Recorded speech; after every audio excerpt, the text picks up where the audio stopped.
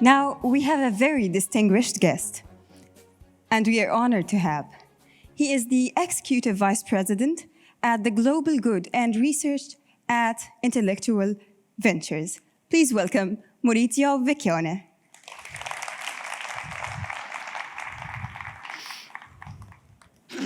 Good morning. Tough act to follow. But actually, there are quite a few ideas that Dr. Saul introduced that I want to talk to you about. You see, the business I'm in is that of global development. Global Good, which is the organization I lead, is the world's largest investor in technology for humanitarian impact. It is part of the Gates ecosystem, and we put to work roughly $10 billion a year in what is humanitarian efforts. That actually makes us the third largest donor in the world after the government of China and the US. On an average year, we spend more money in research and development in areas like biotech than, for example, the entire European Union combined. So we spend a lot of time thinking about what is the role of global development, what is the role of large philanthropy, and how do those things connect to entrepreneurship? And I promise I will get to artificial intelligence. So I often like to start by asking the audience a question. See, you're here in the Middle East, but also those of us that are in places like California, we tend to have a warped view of the world. And so my question to you today, this morning, to get us started, is what do you think? What do you think is happening in the world? Do you think we're getting better, or do you think we're getting worse? So show of hand, how many of you think that extreme poverty in the world doubled over the last few years? Show of hands. Okay. What about remain more or less the same? What about almost halved? Okay, you had a slight predominance on the almost double. So let's say the majority of the people here, based on what you read and what you hear, would conclude that the world is getting worse. Let me actually show you what's happening to extreme poverty on a global basis. So the correct answer, actually, is that the world is getting better. Poverty is just one indicator. But by the way, for those of you that thought that things were getting worse, you're not alone. In this particular study, interviews were conducted in Sweden, in Norway, in the US, and in South Africa. And only the South Africans actually called it correctly. The vast majority of people are under the impression that the world around them is failing. Now, I know it's hard to think about positive things when, unfortunately, you read the news, you hear about conflict, you hear about disease. But virtually all indicators, economic or otherwise, are suggesting that we are about to see an inflection point. We're about to see a revolution in human terms, stemming from the fact that we're heading toward an 8 to 9 billion people planet, and that the center of gravity of that human capacity is shifting from the traditional West, Europe, North America, to the rest of the world. Already today, there is more wealth in the rest of the world than there is in the West. So, by the way, the same people that conducted this survey went around the world, and you can see almost overwhelmingly, people think things are getting worse, even though it's not true. I don't know what's going on in France. The French seem to be particularly pessimistic about things. Okay, so let's talk about a specific example. Let's talk about, and you may be wondering why this sort of trend is occurring. I spend a lot of time working in global health, working about disease. And you may ask a question, which is, what's killing people around the world? And this is the picture that you will get from organizations like the WHO. This is essentially the burden of disease, and the size of the box represents how prevalent and how important from a mortality perspective particular disease areas are. So right up on the left corner, the really big box, that's cardiovascular disease. And in the center, upper side, that's cancer.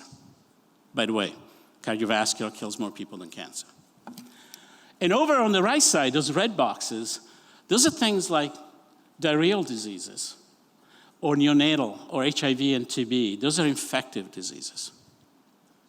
So if you looked at it from this perspective, you would think that most of the disease burden is made up of those blue boxes. Except this picture is the picture of the West. This is the picture of middle to high income. An interesting question could come up.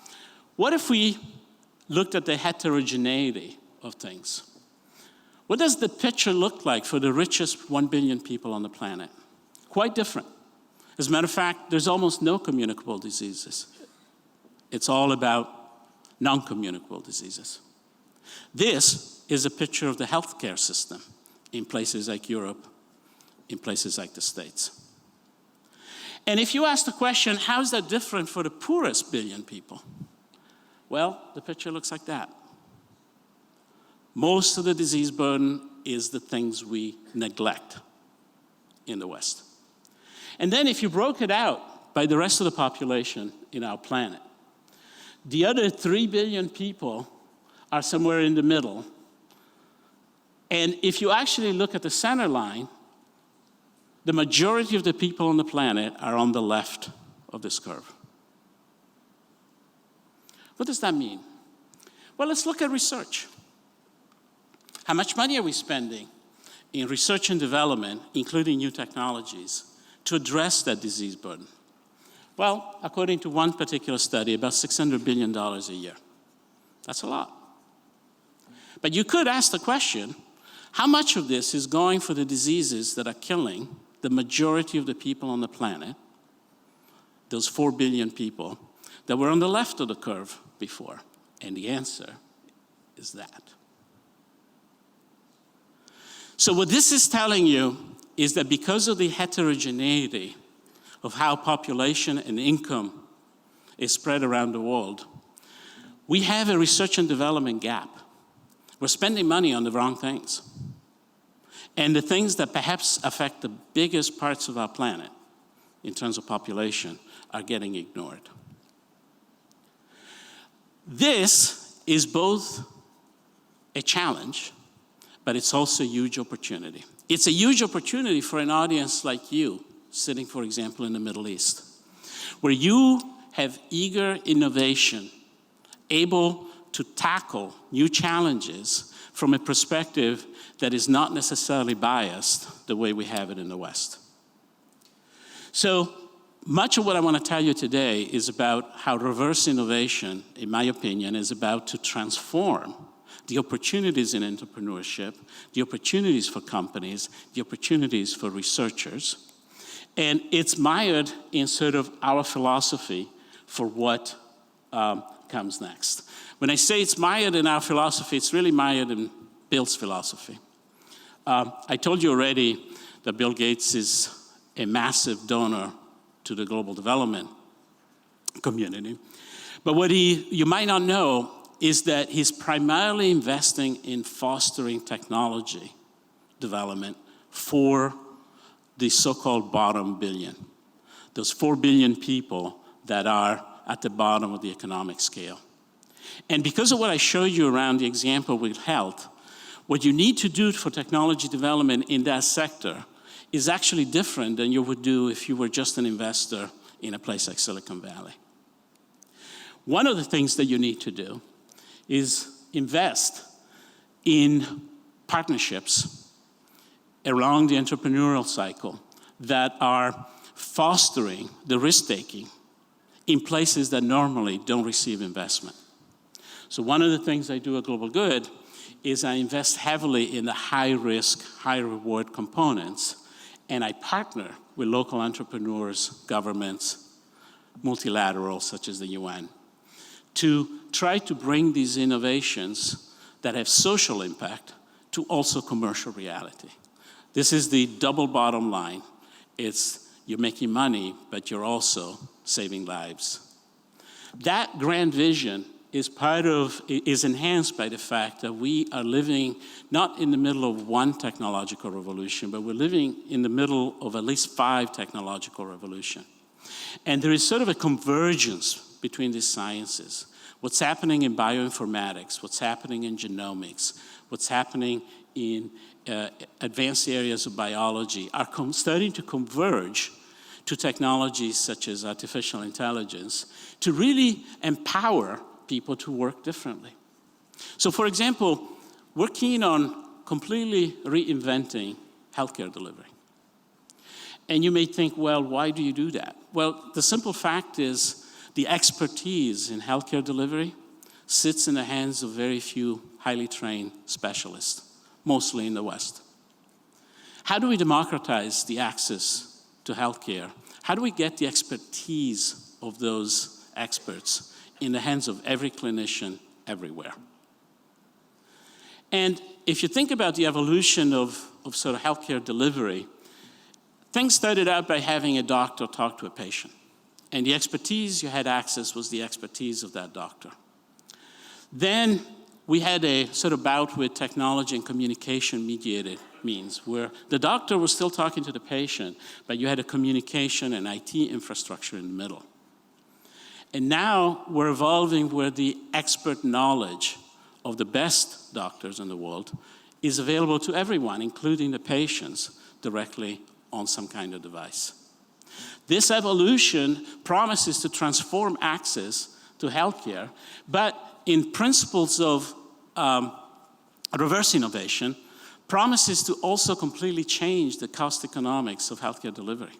And there are huge opportunities for those of you that are chasing health in essentially transforming healthcare into a machine-mediated service. One way in which we're doing that is we're utilizing all that data that used to be in data warehouses, for our prior speaker point. We're transforming it into predictive analytics. This allows us, for example, within those red boxes of communicable diseases, to predict where the next outbreak of a disease is going to occur, and to do that months in advance of that happening. You're actually seeing predictions around malaria onslaught on a seasonal basis in Madagascar.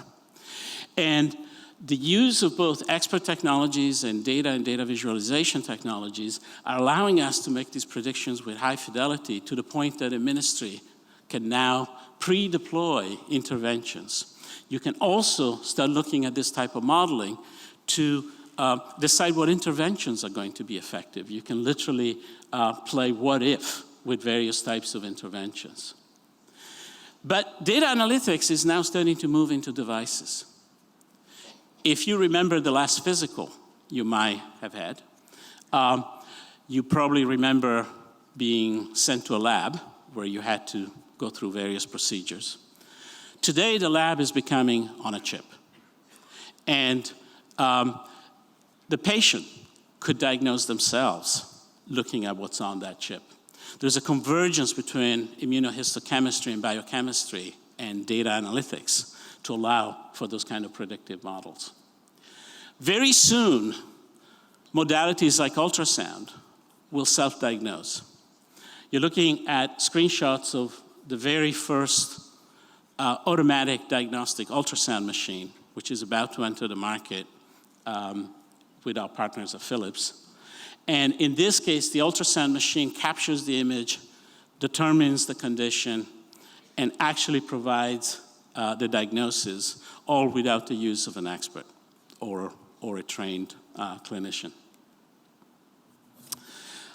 We're starting to see this impact major diseases. Earlier in the year, I was privileged enough to be part of a group at the National Institute of Health in the US that took a simple camera phone and took pictures of a woman's cervix and applied machine learning algorithms and discovered that the machine sees visual biomarkers that modern medicine had not yet identified.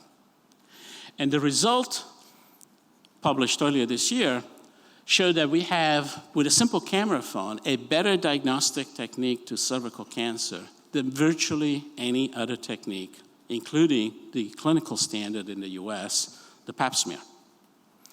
So think about this, back in that context of reverse innovation, a technology that was developed for low resources, a technology that was developed for places that don't have a clinical laboratory infrastructure, a technology that relies on a simple tool like a mobile phone is outperforming the best clinical technologies the West has developed with very sophisticated laboratory techniques. To do a Pap smear, you need $1 million equipment.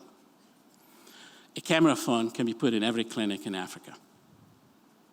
And by the way, the burden of cervical cancer is overwhelmingly in low resources. This technology alone is expected to avert mortality in over 25 million women in the next 5 to 10 years. So this is the power of AI. It's the power to democratize decision, democratize access to expertise, so that everybody, no matter where they live, have access to the life-saving technologies that this makes. And my friend AJ has spent a lot of time talking to me about what happens when these type of techniques go beyond machine learning. See, machine learning shouldn't really be called artificial intelligence. It should be called statistical intelligence. It's looking for correlations among a large data set. And that's great. There's a lot you can do with that. You can also get incredible red herring. You might be familiar with the results of the Google flu study, which conclusively proved that the onslaught of the annual flu is directly correlated to the release of Paul Newman movies. That is an example of a correlation that has nothing to do with causation. So to move beyond machine learning, the world is starting to experience the power of cognitive intelligence, which is really taking technology beyond machine learning, beyond statistical correlation, and essentially mimic cognitive reasoning. And when you think about the accomplishment I described to you a minute ago in terms of machine learning, just imagine what you can do when machines adopt the cognitive reasoning. And for the young students in the room, focus on what comes after machine learning. An example of that is work that is being done in drug discovery. See, it takes roughly $10 billion to create a new drug. And it's because the process is entirely combinatorial and manual. When you start adding cognitive intelligence and you actually have the machine think in terms of the pharmacodynamics, think in terms of the other chemistry-based processes, then you get to do amazing things. Most of these things require a lot of computing power today. But the result, for example, in this particular experiment, is that novel cancer drugs were discovered entirely in silico by the machine that are outperforming the drugs that the company, in this case Glaxo, spent billions of dollars developing in traditional manners. And this is a sign of the future. Again, the expert knowledge combining with the data, combining with the cognitive intelligence to really be able to create predictive models of things that escape us as humans. Now, I've been talking to you a lot about health because that's a big part of what we do. But many of the other global development opportunities exist in the same scenario. So for example, when you look at the effects of climate change, they're going to be overwhelmingly impacting the same 4 billion people living at the bottom of the pyramid. And some of that is likely to impact global food security. Agriculture is in crisis because most of the food is produced by smallholders who are the least resilient to the changes in climate. So if we could do things using machine learning, using artificial intelligence, using cognitive intelligence, to really allow the smallholder farmers to produce around the challenges of climate, then you could really move the needle. You could really envision a future where Africa is feeding the world. And this sort of new green revolution is starting to happen around major technology gaps like soil and water access and cross-seasonal production. It is almost amazing that some of the most rural and low-tech populations in the world are about to be leading the revolution in technology adoption that transforms all of our lives. So my hope today is to tease you about the possibility of reverse innovation, to tease you about the fact that there is both funding and plenty of technology gaps that are looking to create the right level of socially impactful entrepreneurship, and that can take your technological know-how into some of these new areas. And by the way, there is no better place to do that from than the Middle East. So you're ideally positioned to have the sensibilities and the direction to drive this sort of transformational change in our future. And with that, I want to thank you very much.